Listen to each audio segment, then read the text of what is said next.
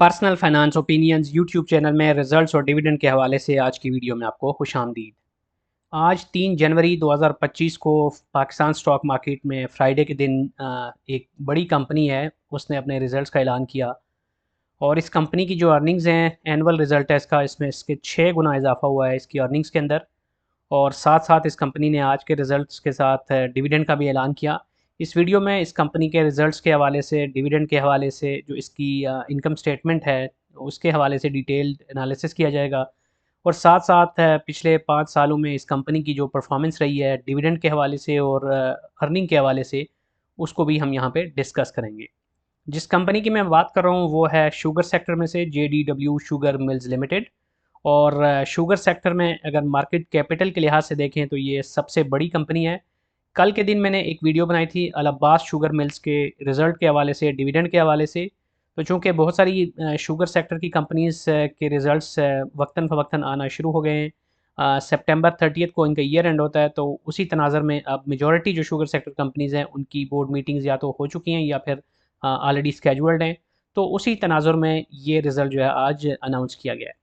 अगर इस कंपनी की डिटेल्स की बात करें तो ये जो कंपनी है ये 1990 में कायम हुई थी। और 1991 24 अगस्त 1991 को ये लिस्टेड कंपनी बनी पब्लिक लिमिटेड।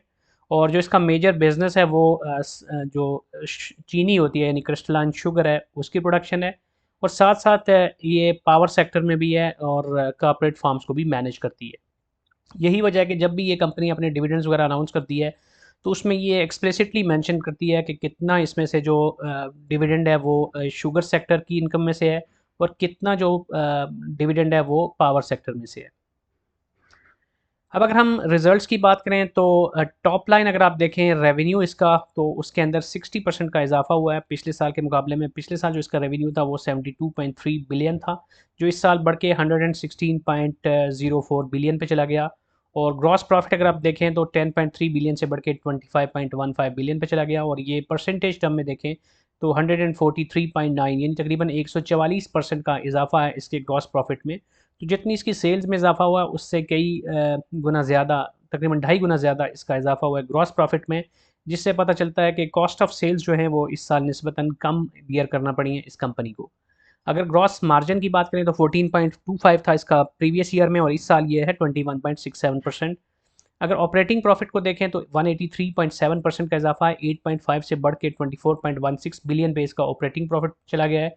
विच मीन्स के इसकी एडमिनिस्ट्रेटिव एंड सेलिंग जो कॉस्ट है वो भी निस्बतन इसने बेहतर तौर पे इस साल मैनेज की है। अब एक और अच्छी चीज़ ये है कि फाइनेंस कॉस्ट इसकी, जिसमें जितनी आप इसकी सेल्स में इजाफा देख रहे हैं वो तो 60% है, लेकिन फाइनेंस कॉस्ट में उतना इजाफा नहीं हुआ। 5.45 से बढ़कर 7.5 बिलियन पे इसकी फाइनेंस कॉस्ट गई है। तो दिस इंक्रीज इज़ जस्ट 37.66%। तो दिस इज़ पॉजिटिव के बावजूद इसके कि इंटरेस्ट रेट बहुत ऊपर था, इसके बावजूद इस कंपनी का जो फाइनेंस कॉस्ट है वो उतना ज़्यादा नहीं इंक्रीज़ हुआ। इसके बाद अगर हम प्रॉफिट बिफोर टैक्स की बात करें तो ये बहुत ही ज़बरदस्त इजाफा है 622.8% का। 2.28 से बढ़ के 16.5 बिलियन पे इसका प्रॉफिट बिफोर टैक्स चला गया। और इसके एक मेजर रीज़न ये है कि इसको फाइनेंस कास्ट काफ़ी कम बियर करना पड़ी परसेंटेज टर्म्स में। अब नेट प्रॉफिट की बात करें तो 500% का इजाफा है इसका, 2.16 से बढ़कर इसकी 13.009 बिलियन पे इसका नेट प्रॉफिट गया। और ये मार्जिन अगर देखें तो 2.99 था प्रीवियस ईयर में इसका नेट मार्जिन, जो इस साल बढ़ के 11.2% पे चला गया। अब कंसिक्वेंटली जो ईपीएस है वो 37.17 से इम्प्रूव होकर 225.17 पे गई इसकी, which is a substantial increase. Almost 6 गुना का इजाफा है इसकी जो ईपीएस है उसके अंदर। अब अगर हम इसके डिविडेंड की बात करें तो शरिया कंप्लाइंट इंडेक्स की हामिल ये कंपनी है। इसने 300% यानी 30 रुपये का डिविडेंड अनाउंस किया अपने फाइनल रिजल्ट्स के साथ। और इससे पहले इसने 20 रुपये का इंटरम डिविडेंड भी दिया था। तो यहाँ पर थोड़ा सा ये आप कह सकते हैं कि ऊँट के मुंह में ज़ीरा वाली बात हो गई, या थोड़ी सी कंजूसी इसने दिखाई है कि अर्निंग्स के अंदर तो इतना ज़्यादा इजाफा हुआ है, लेकिन इसका डिविडेंड जो है ना वो अच्छा इतना कोई ख़ास नहीं है। सिर्फ 50 रुपये टोटल इसका डिविडेंड बनता है जो ये इस साल इस कंपनी ने दिया है। अब अगर हम इंपॉर्टेंट डेट्स को देखें तो 22 जनवरी इसकी बुकलोयर डेट है, एक्स 20th, और स्पॉट डेट इसकी बनती है 17 जनवरी 2024। प्राइस की बात करें तो इस वक्त कंपनी के शेयर की जो प्राइस है वो 703 रुपये 64 पैसे पे है, तो इस प्राइस के हिसाब से अगर हम डिविडेंड की बात करें तो 1 लाख रुपए की इन्वेस्टमेंट पे इसका जो डिविडेंड बनता है वो तकरीबन 4,264 रुपये बनता है, और जो डिविडेंड यील्ड बनती है इसकी ट्रेलिंग 12 मंथ की वो तकरीबन 7% बनती है। अब अगर हिस्टोरिकल परफॉर्मेंस देखें 2020 से लेके 2024 तक, तो आप देख सकते हैं कि 2020 में इसने कोई डिविडेंड नहीं दिया था, 23 रुपये 40 पैसे की अर्निंग थी। ये जितनी भी अर्निंग मैं आपको यहाँ पे मेंशन कर रहा हूँ ये अनकंसोलिडेटेड है। कंसोलिडेटेड ईपीएस थोड़ी सी फ़र्क होगी इसकी, तो वो डिटेल आप इसकी इनकम स्टेटमेंट में जाके या इसकी जो हिस्ट्री है उसमें जाके डेटा पोर्टल पे भी देख सकते हैं। तो बहरहाल 2021 में इसकी अर्निंग्स में इजाफा हुआ, 81 रुपये 61 पैसे पे इसकी अर्निंग चली गई, लेकिन इसने जो डिविडेंड दिया था वो था 10 रुपये का। अब 22 में इसकी अर्निंग कुछ कम हुई, 66 रुपये 9 पैसे, लेकिन इसके बावजूद इसने डिविडेंड को इंक्रीज़ कर दिया था 27 रुपये 50 पैसे। जबकि 23 में जो इसकी अनकॉन्सोलिडेटेड अर्निंग थी वो 37 रुपये 13 पैसे थी पर शेयर, जबकि इसने जो डिविडेंड दिया वो था 40 रुपये का। और 2024 में जो अभी रिसेंट रिजल्ट है उसमें 255 रुपये 17 पैसे की अर्निंग है और इसने 50 रुपये का डिविडेंड दिया है।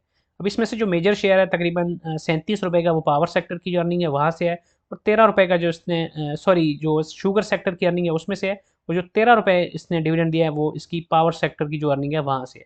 तो बहरहाल एज एन इन्वेस्टर हमारे लिए तो इतना ज़्यादा मैटर नहीं करता कि इंटरनली अब इसका जो डिविडेंड आ रहा है उसमें से क्या क्लासिफिकेशन है, लेकिन इसके बावजूद अच्छी चीज़ ये है कि कंपनी अपनी डिटेल बता रही होती है कि कितना डिविडेंड ये कौन सी मद में दे रही है। अब अगर हम इस कंपनी के शेयर की मूवमेंट का जायज़ा लें तो आज के दिन जो इसकी क्लोजिंग हुई वो 703 रुपये 64 पैसे पे हुई, 3.68 रुपीज़ का इजाफा हुआ। परसेंटेज टर्म में देखें तो 0.5% बनता है। लेकिन 5 साल का अगर आप ग्राफ देखें तो ये जो 2022 के मिड के बाद मुसलसल एक बुलिश ट्रेंड में ये कंपनी है, और मुसलसल इसके शेयर की प्राइस ऊपर गई है, वरना उससे पहले इसके शेयर की जो प्राइस थी वो 200 के आसपास होवर अराउंड करती रहती थी। अगर हम इसका वॉल्यूम देखें तो कोई ख़ास वॉल्यूम नहीं होता, इसमें इतनी ट्रेडिंग नहीं होती। आज के दिन सिर्फ 2063 शेयर्स का कारोबार हुआ इसमें, जबकि एवरेज वॉल्यूम देखें 30 डेज़ का तो तकरीबन 1428 शेयर्स का कारोबार पर डे की बेसिस पे इसका होता है, which is not that much and which not significant. जिससे पता चलता है कि ये कॉर्नर किस्म का शेयर है जो कि इन्वेस्टर्स के पास है, लेकिन इतना ज़्यादा इसमें ट्रेडिंग नहीं होती। तो अगर आप ट्रेडर हैं तो उस लिहाज से तो शायद आपके लिए बिल्कुल भी अट्रैक्टिव नहीं होगा, लेकिन इन्वेस्टर्स जो लॉन्ग टर्म से इसको होल्ड करके रखते हैं वो डिविडेंड की मद में ज़रूर इससे फ़ायदा उठा रहे होते हैं। 52 वीक्स की रेंज देखें तो इस वक्त ये 52 वीक्स के हाई के काफ़ी करीब है, 795 इसके 52 वीक्स का हाई रहा। जो लो रहा इसका वो 393 रुपये है। तो बहरहाल शुगर सेक्टर की जो कंपनीज है उसमें ये एक बड़ा नाम है, और बड़े बड़े पॉलिटिशियंस हैं जो इसकी ऑनरशिप रखते हैं। इस जहांगीर तरीन, मखदूम अहमद महमूद, इनके नाम इससे जुड़े हुए हैं।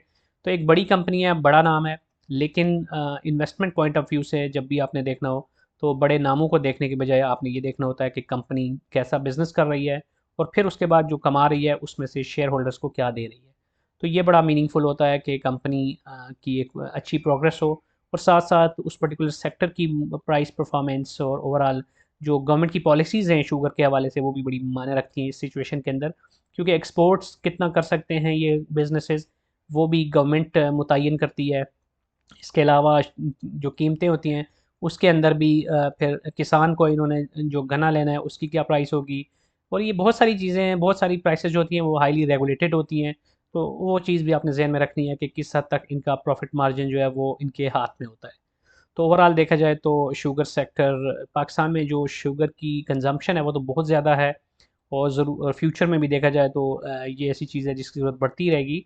लेकिन दूसरी तरफ अगर हम शुगर सेक्टर के ओवरऑल बिज़नेस को देखें तो इसमें ख़ास तौर पे लिस्टेड कंपनीज़ की बात करें तो जितना ज़्यादा चार्म और जितना ज़्यादा अट्रैक्शन दीगर सेक्टर की कंपनीज़ में हम देखते हैं उतना ज़्यादा एटलीस्ट मेरे पॉइंट ऑफ व्यू से शुगर सेक्टर में हम वो नहीं देख रहे होते, वो घेमा घेमी भी यहाँ पे नज़र नहीं आ रही होती।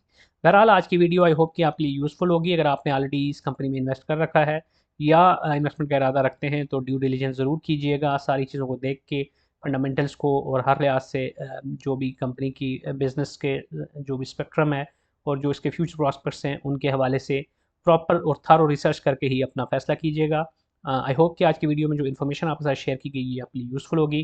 कोई भी क्वेश्चन या फीडबैक है तो कमेंट सेक्शन में लिख सकते हैं, और अगर आपको ये वीडियो पसंद आई है तो चैनल को सब्सक्राइब करना, वीडियो को लाइक करना और बेल आइकन को प्रेस करना मत भूलिएगा।